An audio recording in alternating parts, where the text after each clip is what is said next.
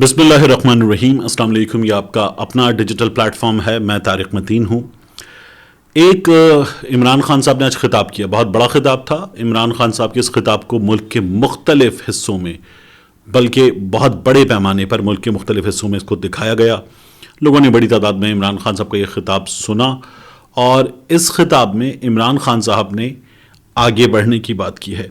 लेकिन इमरान खान साहब के इस खिताब के कुछ हिस्सों को सेंसर किया गया। अक्सर होता है कि इमरान खान साहब के खिताब के कुछ हिस्सों को सेंसर किया जाता है और प्राइवेट चैनल्स जो हैं वो सेंसर करते हैं और सेंसर करके इमरान खान साहब की गुफ्तगू के कुछ हिस्से उड़ा देते हैं। अभी क्या सेंसर हुआ, ARY ने क्या सेंसर किया, सरकारी टीवी ने क्या सेंसर किया, इसकी बात करेंगे और इसकी इम्पोर्टेंस क्या है, हमारे मुल्क में एक सिविलियन की इज्जत क्या है, इसकी बात करेंगे। इसके अलावा एक तगड़ा आदमी, बहुत तगड़ा आदमी फारिग होने वाला है। क्या माजरा है, क्यों फारिग होने वाला है ये तगड़ा आदमी, और बहुत तगड़ा आदमी है।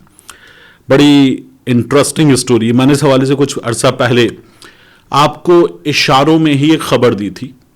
अभी भी मैं आपको जो कुछ चीज़ें बताऊंगा वो इशारे होंगे और फिर जब ये हो जाएगा तो मैं आपको मज़ीद इस हवाले से खबर दूंगा। लेकिन एक बहुत तगड़ा आदमी फारिग होने वाला है और चेयरमैन PTI इमरान खान साहब ने एक गलत फैसला भी किया है।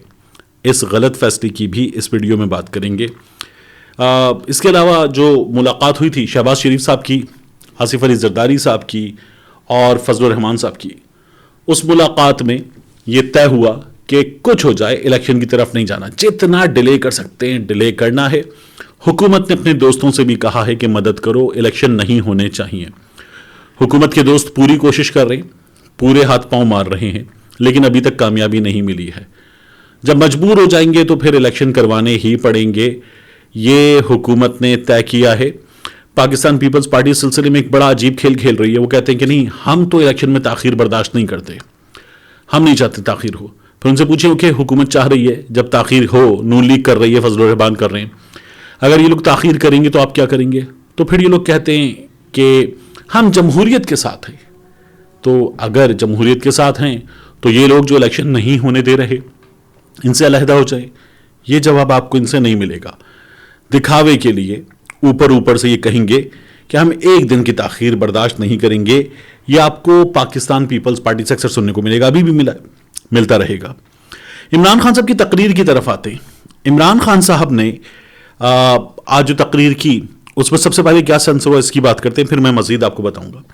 इमरान खान साहब ने कहा कि अपने ऊपर होने वाले कातिलाना हमले की बात करते हुए मुझे पता था, या कोट अनकोट इमरान खान साहब के अल्फाज हैं, कौन है, मुझे अब भी पता है कौन है वो लोग जो ताकत में बैठे हुए हैं इस वक्त, प्राइम मिनिस्टर, इंटीरियर मिनिस्टर। इसके बाद इमरान खान साहब की आवाज दबा दी गई चैनल्स पे। जो सोशल मीडिया पे अवेलेबल क्लिप है उसमें सुन सकते हैं आप, लेकिन चैनल्स पे आवाज दबा दी गई। हमारी एजेंसीज का जो सबसे खौफनाक आदमी है, जालिम आदमी है, ये अल्फाज जो हैं वो उड़ा दिए गए। उन्होंने प्लान करके मुझे कत्ल करने की कोशिश की, इमरान खान साहब ने ये बताया। अब इसमें आप एक चीज देखिए, ये अल्फाज दोबारा सुनिए। वो लोग जिस वक्त ताकत में बैठे हुए हैं इस वक्त, प्राइम मिनिस्टर, इंटीरियर मिनिस्टर, ये चले गए, ये अल्फाज दबाए नहीं गए। हमारी एजेंसीज का जो सबसे खौफनाक आदमी है, जालिम आदमी, इमरान खान साहब ने कहा, ये अल्फाज म्यूट कर दिए गए। इससे पहले इमरान खान साहब ने एक पर्चा करवाने की कोशिश की थी। जब वजीराबाद में कातिलाना हमला हुआ इमरान खान साहब पर, तो उन्होंने एक पर्चा करवाने की कोशिश की। पर्चे में इमरान खान साहब ने इल्ज़ाम लगाया कि वो ये समझते हैं कि उन पर हमले में मुलव्वस हैं शहबाज शरीफ साहब, वज़ीर आज़म, उन पर हमले में मुलव्वस हैं राना सनाउल्लाह साहब। इमरान खान साहब ने इल्ज़ाम लगाते हुए मजीद बात की फैसल नसीर साहब की, हाजिर सर्विस ऑफिसर हैं, और तीनों का नाम लिया इमरान खान साहब ने। फिर हमारे सामने खबरें आई कि हुकूमती लोग भी कह रहे हैं कि इमरान खान साहब जो हैं वो नाम निकाल लें हाजिर सर्विस ऑफिसर का तो FIR हो जाएगी। यही बात इमरान खान साहब को काफ लीग के लोगों ने भी कही कि उनका नाम निकाल लें तो FIR हो जाएगी। अब यहां ये भी देख लीजिए कि जो म्यूट हुआ उसमें क्या था, जो नाम निकालने को कहा गया उसमें क्या था। फिर आपको याद है जनरल बाजवा को या अगले चीफ की तौसीक के लिए जो ऐवान में वोट था, स्पेशली जनरल बाजवा के लिए वोट था, जब वो वोट मिला तो क्या हुआ, पूरे ऐवान ने तौसीक के लिए वोट दिया। फिरदौस आशिक आवान साहिबा ने कहा था اپوزیشن کی بھی ہم تعریف کرتے ہیں. انہوں نے وسیع تر قومی مفاد میں ووٹ دیا ہے اور اس وقت مخالفت نہیں کی ہے. مخالفت کس نے کی تھی پورے ایوان میں؟ فضل الرحمان صاحب اور جو مذہبی جماعتوں کا اتحاد ہے انہوں نے کچھ 15 اور جماعت اسلامی کے ساتھ کچھ 15-16 لوگ یہ تھے. ان کے علاوہ محسن داوڑ نے اور علی وزیر نے. اور ان لوگوں نے یہ بھی احتجاج کیا تھا کہ اسپیکر نے ہماری آواز بھی شامل نہیں کی. ہم نے اگر مخالفت میں ووٹ دیا ہے تو ہم کہنا کیا چاہتے ہیں ہمیں گفتگو کرنے کا موقع دیا جاتا، وہ موقع بھی نہیں دیا گیا. محسن داوڑ نے یہ کہا تھا. تو یہ ہوا تھا. تو کسی بھی وزیر اعظم کو اتنے ووٹ نہیں ملے جتنے جنرل باجوہ کو ملے تھے. کسی بھی وزیر اعظم پہ اس طرح کا اتفاق آپ کو نظر نہیں آیا کہ اپوزیشن، حکومت، ادھر کے ادھر کے تمام لوگ لائن میں لگ کے ووٹ دے دیں. جنرل باجوہ کے سلسلے میں ہوا تھا، یہ ووٹ دیے گئے تھے. اگر اتفاق، محبت، یگانگت ایکا دکھانا ہے تو باقی معاملات میں بھی دکھائیے. لیکن نہیں، یہ جو سویلین ہے یہ اپنی خود عزت نہیں کرتے. ان کو ان کے معاملات میں کبھی بھی آپ متحد نہیں دیکھیں گے. لیکن جب یہ جنرل باجوہ کا معاملہ تھا تو یہ تمام لوگ متحد نظر آئے تھے آپ کو ووٹ ڈالتے ہوئے. اس کے علاوہ آپ ایک اور چیز دیکھیے کہ جنرل باجوہ کے اثاثوں کی خبر آئی. احمد نورانی نے خبر دی 12 ارب جنرل باجوہ اور ان کے قریبی رشتہ داروں کے اثاثے. تو اس کے بعد کیا ہوا؟ اس کے بعد جو ریونیو ڈپارٹمنٹ کے آفیسرز ہیں ان کے خلاف کارروائی شروع ہو گئی. لوگ برطرف ہوئے، گرفتار ہوئے. یہ تمام خبریں ہمارے سامنے ہیں. بڑی تھورو انویسٹیگیشن، بھرپور چھان لو ایک ایک بندے کو، لاگن شاگن نکالو، کس نے کہاں سے کس جگہ تک ایکسس حاصل کیا، سب چیک کرو. لوگوں کے موبائل فونز چیک کرو، ان کے رابطے چیک کرو، سی سی ٹی وی چیک کرو، ان کے سوشل میڈیا اکاؤنٹس، ان کے رجحانات چیک کرو. یہ سب کچھ ہوا تھا. اور پھر اس کے بعد ہم نے دیکھا وہ شاہد اسلم کو بھی اٹھا لیا گیا کہ یہ تھا لیک کروانے والا. احمد نورانی تو ملک سے باہر ہے. یہ سب کچھ ہوا اور جنرل باجوہ کے اثاثوں کے معاملے پر کوئی تحقیقات نہیں ہوئی. لیک کرنے والے کون اس بارے میں تحقیقات ہوئی. پھر ہمارے سامنے خبر آئی ابھی مظاہر علی اکبر نقوی صاحب کی، بلکہ ابھی یہ چل رہا ہے معاملہ. تو اب ایک سویلین کا معاملہ تھا تو کیا ہوا کہ مظاہر علی اکبر نقوی صاحب کے معاملے میں مظاہر علی اکبر نقوی کو چیک کرو. اپوزیشن نے کہا اور حکومت نے کہا مظاہر علی اکبر نقوی کو چیک کرو. ہم صحافیوں نے کہا مظاہر علی اکبر نقوی کو چیک کرو. اس کے ساتھ ساتھ وکلا تنظیموں نے کہا چیک کرو مظاہر علی اکبر نقوی کو. ان کے خلاف ریفرنس وغیرہ فائل ہو گئے. یہ سب کچھ ہو گیا. جنرل باجوہ کے اثاثوں کی خبر آئی تھی تو ایسا کچھ بھی نہیں ہوا تھا. ایسے ہی راحیل شریف صاحب کے بھی معاملے میں، اور وہ جو موسٹ سینسٹیو معاملہ تھا اس وقت خبر آئی تھی، ان دنوں کی خبر تھی 16 دسمبر راحیل شریف صاحب کے معاملے میں خبر آئی تھی، کچھ نہیں ہوا تھا. اب بھی عمران خان صاحب جب کرتے ہیں اپوزیشن کو مخاطب، اپنی اپوزیشن کو، شہباز شریف کو، زرداری صاحب کو، نواز شریف صاحب کو، فضل الرحمان صاحب کو مخاطب کرتے ہوئے تو چور ڈاکو جب کہتے ہیں تو سب چلتا ہے.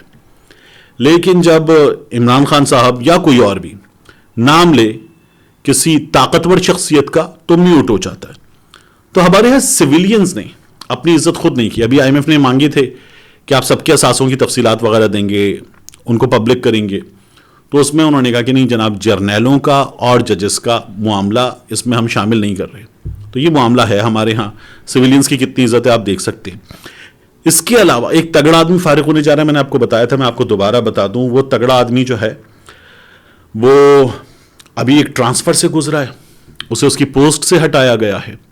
اور اس تگڑے آدمی کے معاملے میں پاکستان کا ایک بہت بڑا کیس ہے، بہت ہی بڑا کیس حالیہ دنوں کا.